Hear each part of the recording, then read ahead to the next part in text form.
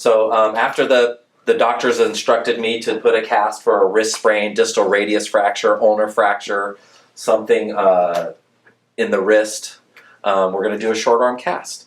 And when a patient comes in, I have them put their elbow in the little donut here for comfort, put them in a nice neutral position for the wrist.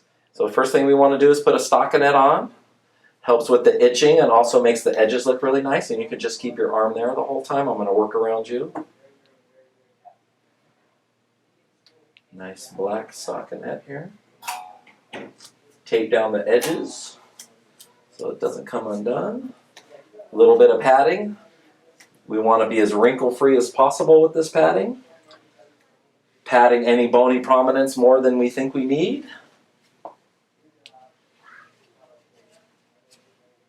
Nice even padding up and down the arm. Make sure everything's covered.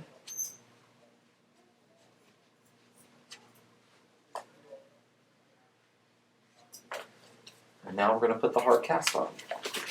I need gloves to protect myself from the fiberglass.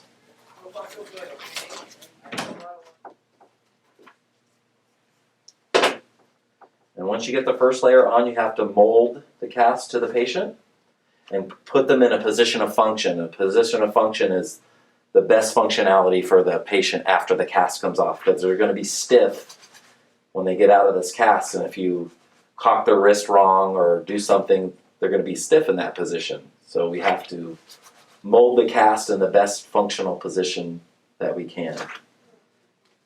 There's also landmarks to the cast. We want to see the palmar crease of the hand. We want the thumb to have a lot of range of motion in it, so when they do come out of the cast, they have less stiffness, and the physical therapist likes us better.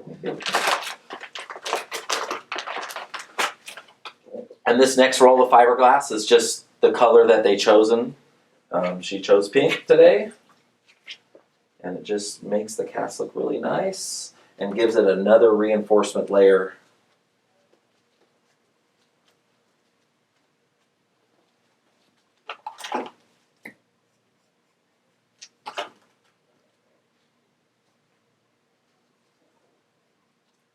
So most people that get casts, we need to give them some instructions while they're in their cast.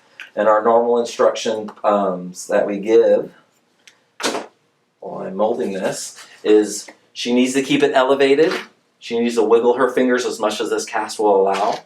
She also needs to keep it nice, dry, and clean. You got to treat the cast so it helps you. So if you get it wet and nasty, you have to come in and get it changed.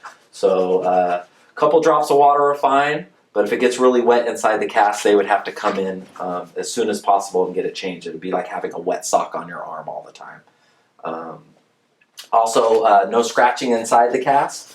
We wouldn't want her to scratch her skin up and give herself an infection. And if this was a surgical patient, you wouldn't want to get the surgical site infected. It could get into the bone, and that's bad news. And as you can see, she has a nice good movement in her fingers. Wiggle your fingers, touch your pinky to your thumb, and as long as she can do that, she's in the proper position for a cast.